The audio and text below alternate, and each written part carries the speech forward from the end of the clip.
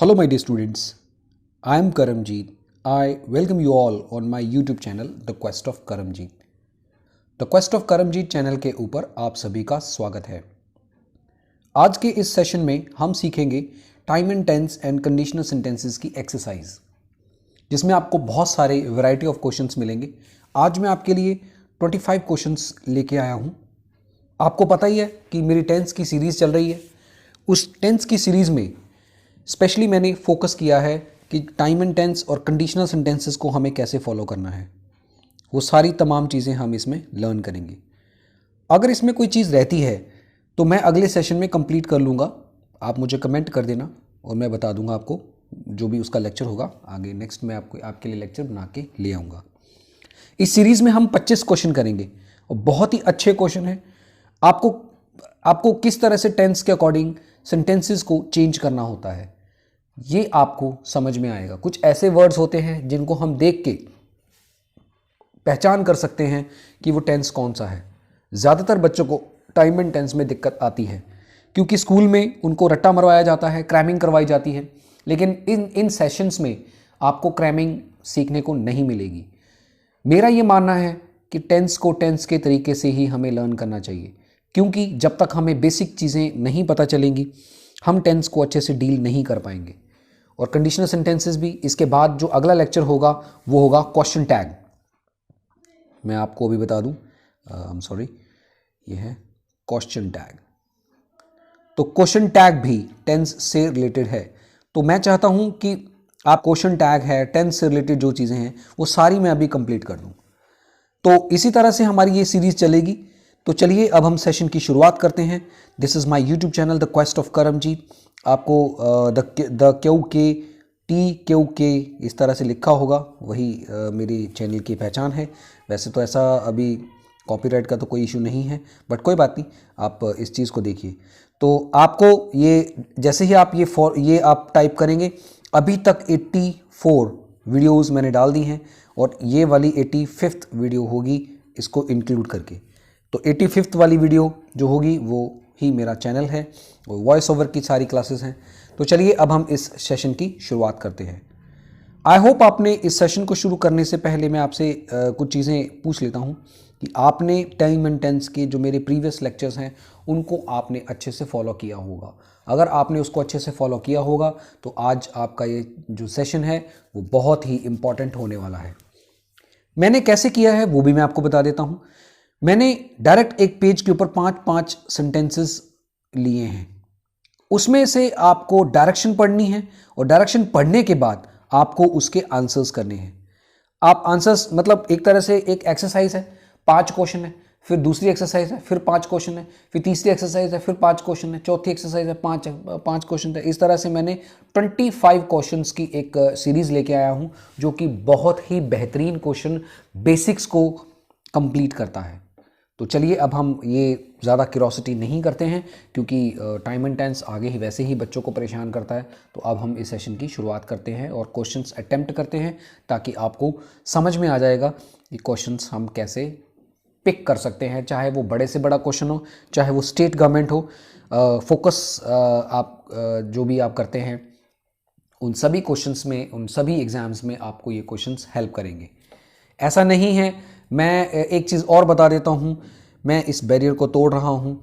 जो बच्चे कहते हैं कि ये तो एसएससी की इंग्लिश है, ये बैंक की इंग्लिश है, ऐसा कभी नहीं होता है। लैंग्वेज के ऊपर कभी भी किसी बैंक का ठप्पा नहीं लगा होता या एसएससी का ठप्पा नहीं लगा है कि अगर ये इंग्लिश हम एसएससी के लिए रखते हैं, ऐसा कुछ नहीं है।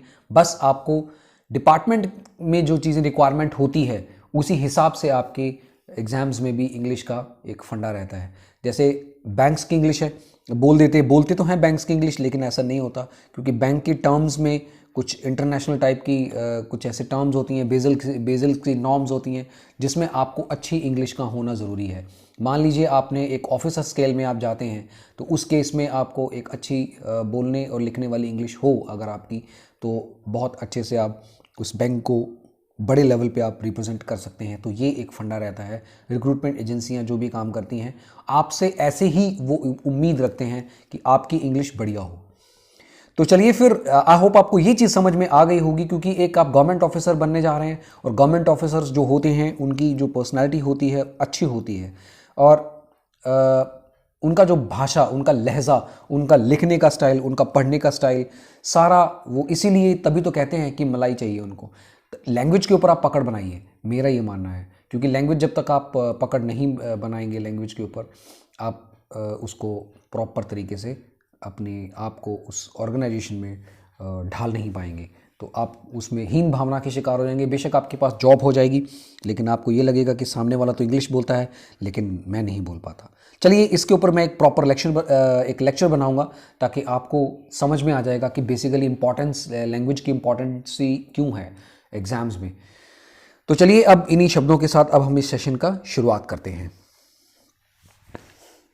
Supply the correct tense form of the verb given in the bracket. आपको करना क्या है, एक प्रॉपर टेंस के अकॉर्डिंग आपको सेंटेंस को करेक्ट करना है।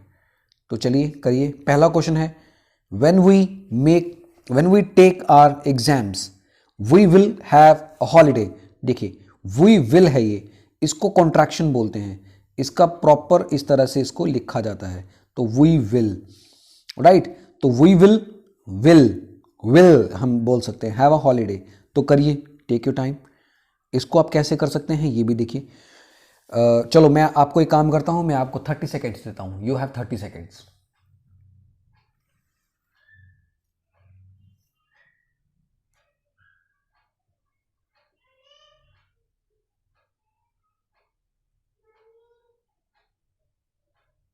आप एक काम करिए, 30 सेकेंड्स नहीं, आप इनको मैं आपको वैसे तो ऐसे टाइम वेस्ट हो जाएगा।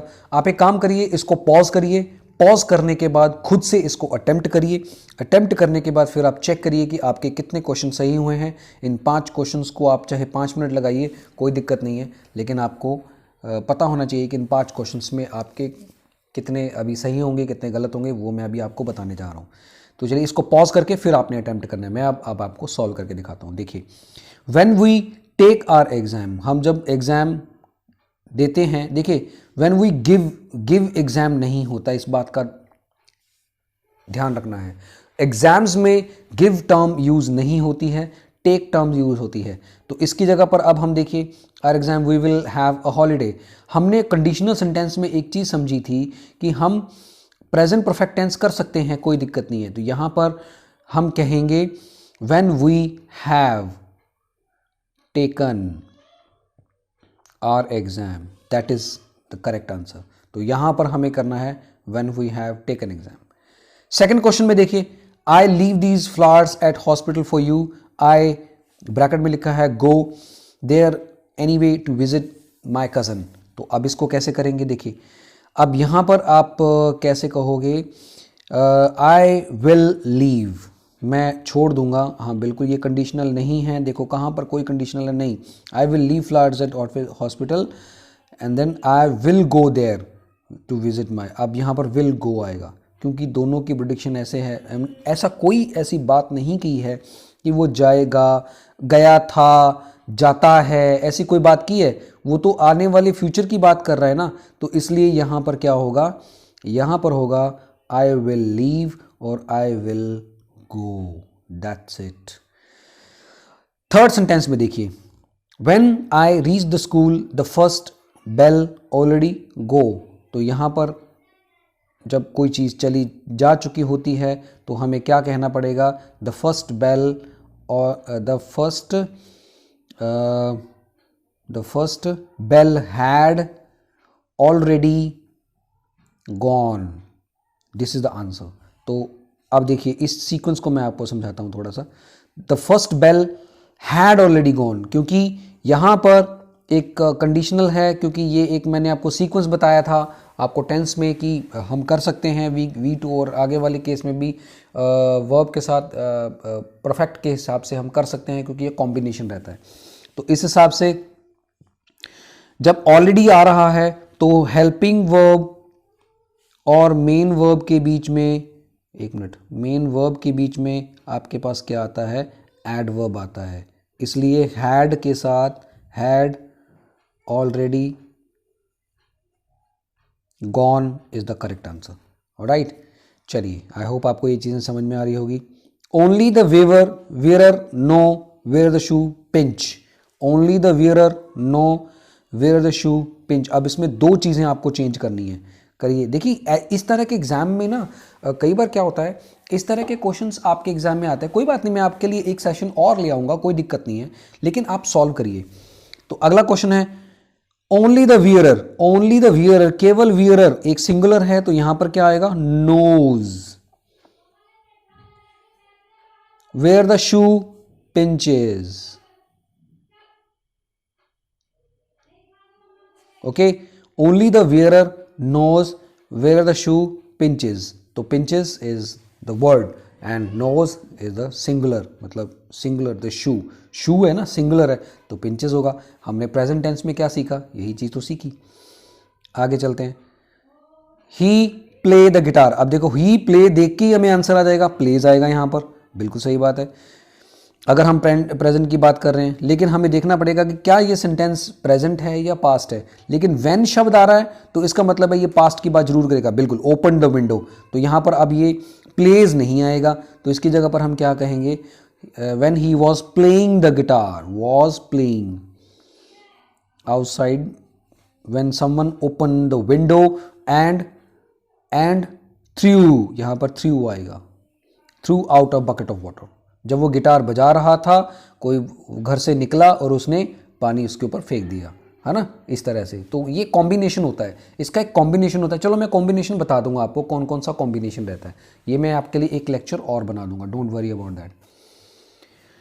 सेकंड क्वेश्चन करिए, supply the correct tense form the verbs given in the bracket. अब इस चलो आप टेक योर टाइम, मैं अभी इसको अभी 1 मिनट के लिए आपको पॉज दे रहा हूं, आप टाइम ले लीजिए, आप अपने तरीके से 5 मिनट या 10 मिनट ले लीजिए, लेकिन उन क्वेश्चंस को सॉल्व करने की कोशिश करिए। चलिए, take your time, 1 minute you have.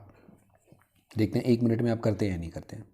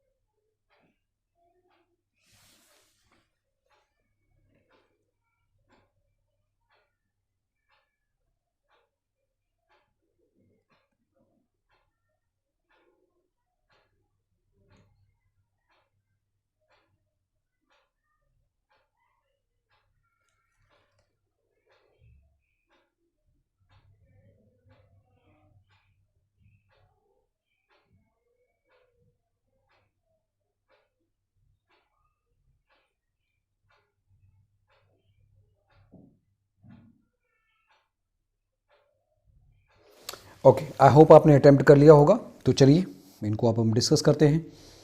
They built that bridge when I be here last year, they not finish it yet.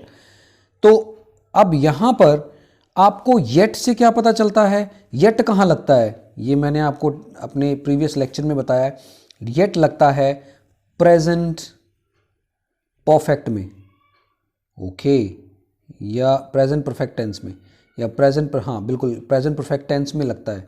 तो प्रेजेंट परफेक्ट टेंस यहां पर यूज होगा, बिल्कुल होगा। अब इसको देखते हैं, पूरा सेंटेंस देखते हैं। They built that bridge when, they built that bridge when, अब व्हेन है तो इसका मतलब है कोई ना कोई ऐसी बात है उस टाइम पे, उस टाइम के दौरान कोई बात कर रहे हो, तो उस हिसाब से देखिए। दे वर, अब यहां पर आएगा दे वर बिल्डिंग, यस, यहां पर बिल्डिंग ही आएगा।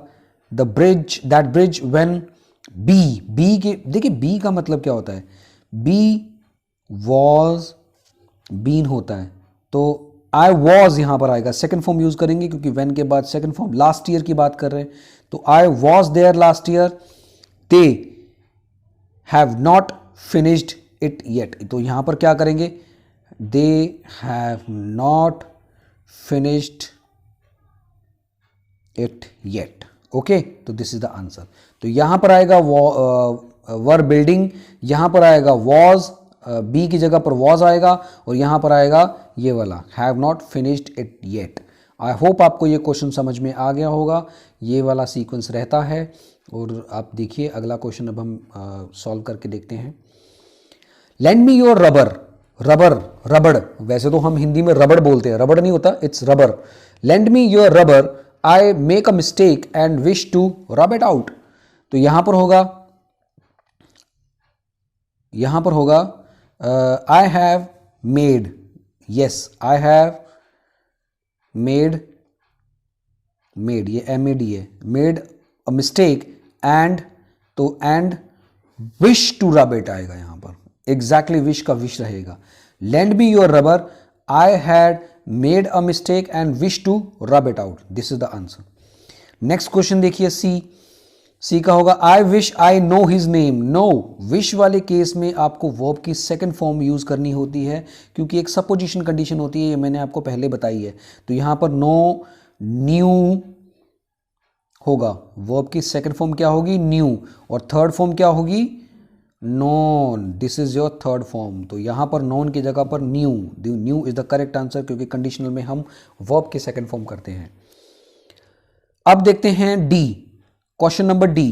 क्वेश्चन नंबर डी में क्या आएगा, when the aeroplane landed the pilot find that one of the wings be damage by a shell.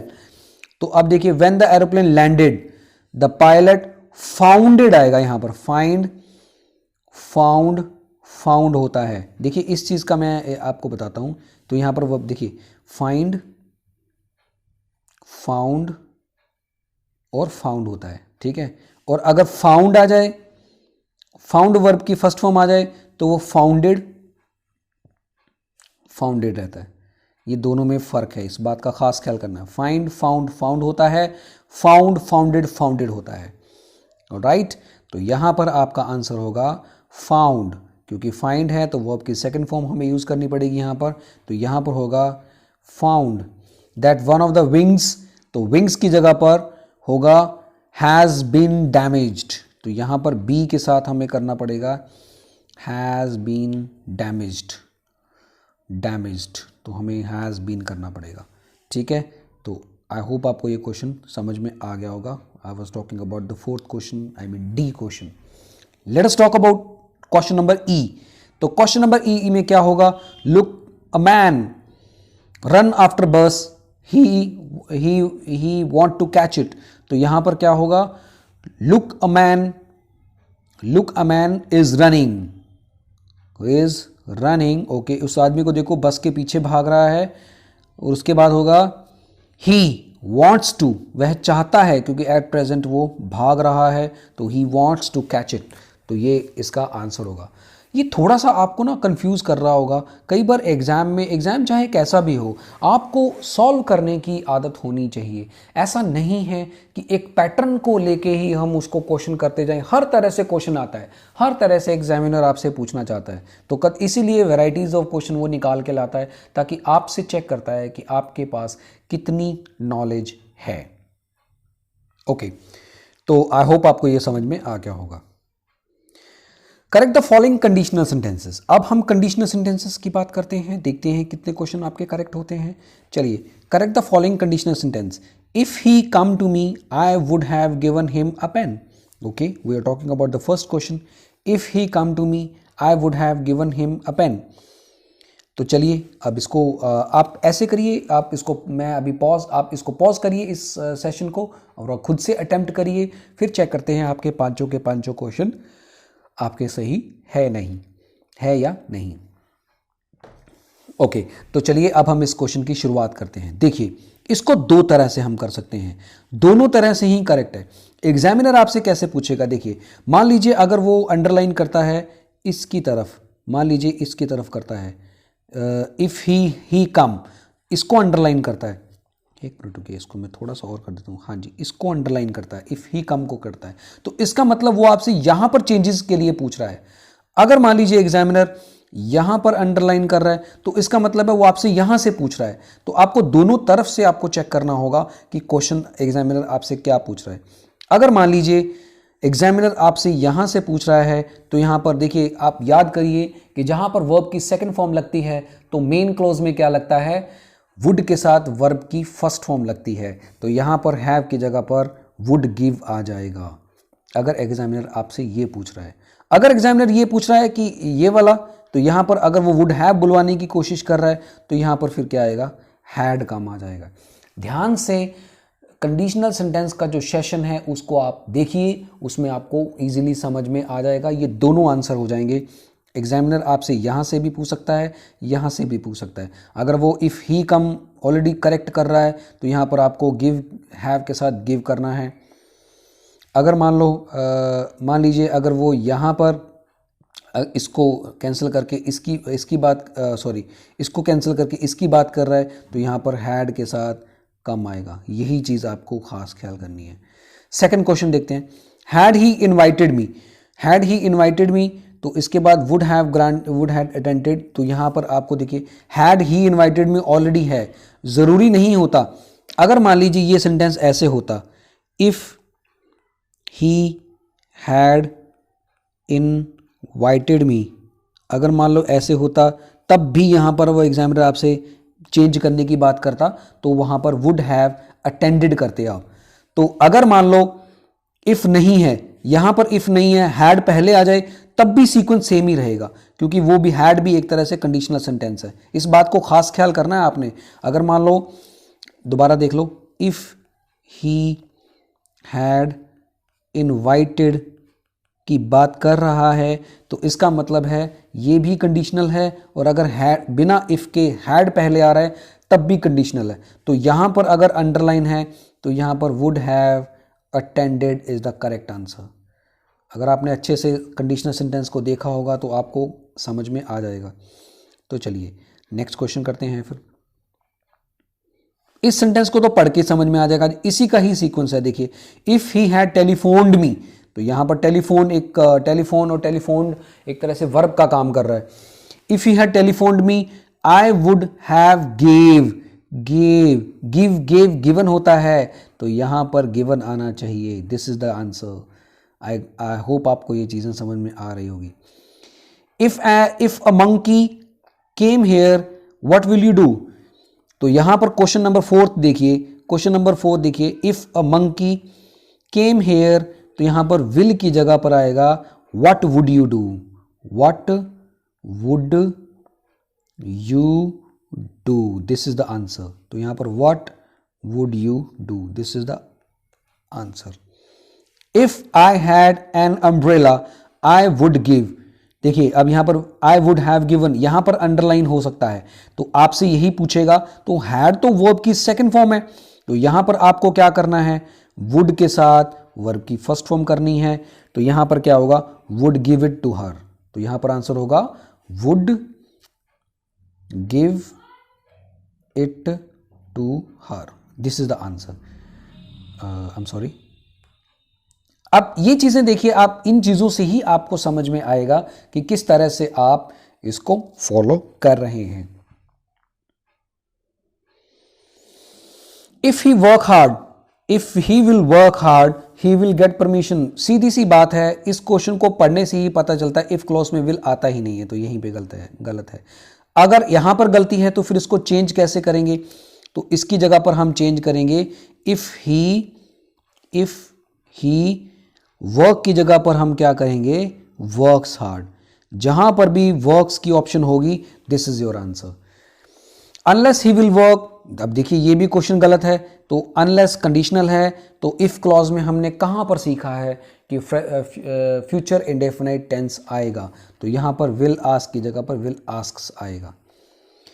If I had a brief case I will have lend it to her, no, यहां पर if I had है तो यहां पर have नहीं आएगा, यहां पर आएगा लेंड, आई वुड, और विल भी नहीं आएगा, यहां पर वुड आएगा, I would lend. I am sorry, एक मिनट में इसको थोड़ा सा अच्छे से कर देता हूं, वुड लेंड। क्वेश्चन नंबर 9 देखिए, आई होप आपको ये चीज समझ में आ गई होगी। क्वेश्चन नंबर 9 देखिए, इफ यू विल ईट, अब देखिए ये भी देखिए सिंपल सी बात है, क्वेश्चन पढ़ के ही हमें समझ में आ रहा है। If you will heat, no, if you heat ice, it में टर्न्स नहीं आएगा, इट टर्न्स आ जाएगा सीधा, मे टर्न्स नहीं आएगा। संभावना है। आप मेरे को बताइए, अगर आप पानी उबालते हैं, पानी उबालने के बाद तो वो मतलब वाटर गर्म ही होगा ना। आई एम सॉरी, अगर आप बर्फ़ को पिघलाएंगे, पानी मतलब आग लगाएंगे तो वो पिघल ही जाएगी ना गर्मी से। तो ऐसा तो नहीं है कि वो कुछ और तेल बन जाएगा, कुछ घी बन जाएगा, नहीं ना। पानी है, पानी को आप गैस के ऊपर रखते हैं तो वो किस तरह से टर्न हो जाता है, वो टर्न हो जाता है बॉइलिंग की स्टेज में आ जाता है। तो वो एक यूनिवर्सल ट्रूथ है ना। तो इस तरह से जो यूनिवर्सल ट्रूथ होते हैं कभी भी फ्यूचर इंडेफिनाइट में नहीं आते, प्रेजेंट इंडेफिनाइट में आते हैं, प्रेजेंस की सेंस में आते हैं। If you are looking for Sita, ये आई होप आपको ये 9th क्वेश्चन समझ में आ गया। If you are looking for Sita you would find her with Ramesh. तो यू वुड नहीं आएगा, देखिए लुकिंग नहीं आएगा। अगर इस तरह के केसेस में प्रेजेंट की सेंस जो होगी वहाँ पर आपको विल लगाना पड़ेगा, विल फाइंड। वुड नहीं आएगा, विल आएगा। तो will find her with find her with Ramesh, तो will is the correct answer. I hope आपने जो कंडीशनल सेंटेंसेस की जो टर्म्स हैं वो आपने अच्छे से देखी होंगी। इसी हिसाब से ही आपको पता चलेगा कि कंडीशनल सेंटेंस को हमें कैसे करना है। फिल इन द ब्लैंक्स देखते हैं, इसमें क्या आएगा, अनटिल आएगा या अनलेस आएगा, इसको देख लेते हैं एक बार। I will stay here until you come या अनलेस यू कम, जब तक तब तक, तब तक नहीं, तो जब तक is the correct answer, until ये नहीं आएगा।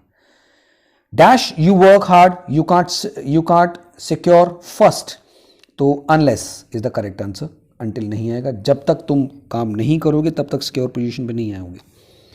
इफ आई वर यू, यहां पर बहुत सारे बच्चे वॉज करते हैं। आपको एक चीज बता देता हूं, ये मैंने आपको पहले भी डिस्कस की है, वॉज नहीं आएगा।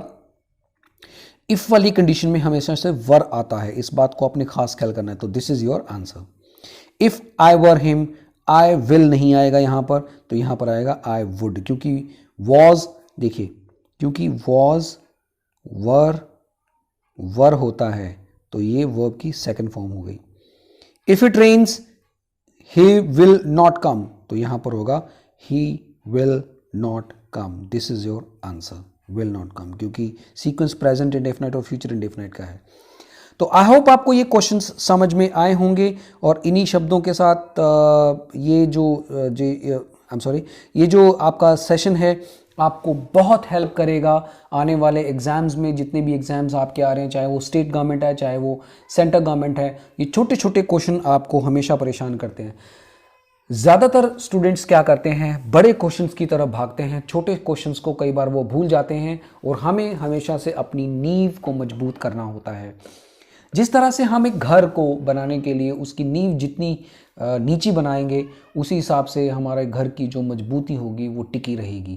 तो यही एक कारण है, किसी लैंग्वेज में जब आप उसकी नींव मजबूत करते हैं, किसी सब्जेक्ट की मजबूत करते हैं नींव, तो उस हिसाब से आपका वो सब्जेक्ट जो है वो बहुत ही ज़्यादा स्ट्रॉन्ग रहता है। ज़्यादा तो मैं नहीं बोलूँगा, यही शब्द इम्पॉर्टेंट है। आप ज़रूर देखिए इन चीज़ों को, छोटे छोटे क्वेश्चंस हैं और आप आगे चल के इन क्वेश्चंस को बड़े लेवल पे भी ले जा सकते हैं। तो चलिए इन्हीं शब्दों के साथ अब हम इस सेशन का एंड करते हैं। Thank you for watching this video. Stay happy, stay safe. मुझसे कोई बोलने में गलती हो गई होगी, क्योंकि ऐसा हो जाता है, इंसानी फितरत है।